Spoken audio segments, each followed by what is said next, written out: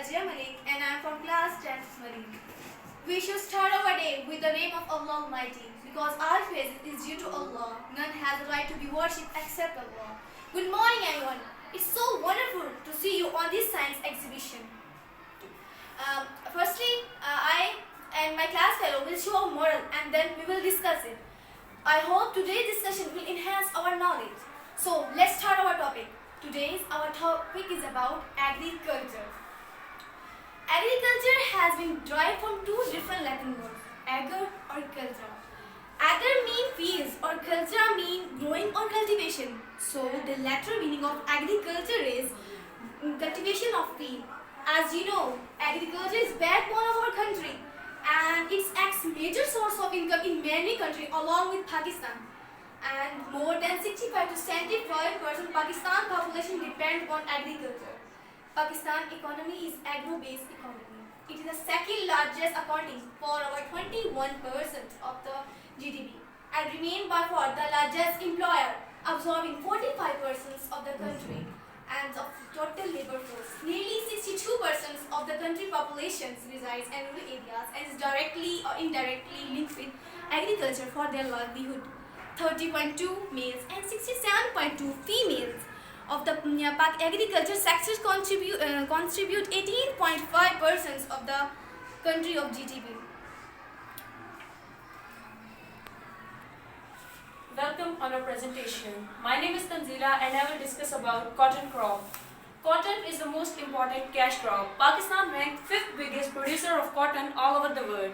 At present, 14% of cotton is producing in Pakistan. Textile is the largest industry of Pakistan and cotton is the basic raw material of that industry. Its planting dates range from April 15 to the end of the May. Let me tell you some of the uses of cotton in our daily lives. It's basically used for every type of clothing from jackets to even normal shirts. Its seed is used for food and cosmetics.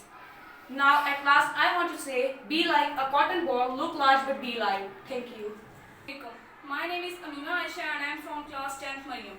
Today's the topic of my discussion is rice. In Pakistan, rice is an important cash crop of the country and the overall national economy. Rice ranks as the second among guest staple food grain crop in Pakistan and it also has been a major source of foreign exchange. Rice provides about 21% of global human per capita energy and 15% per capita protein. So, plant rice, rice will grow and plant fair will grow. Thank you. Assalamu alaikum. My name is Nahuna Fatma and I am here to present livestock and farming.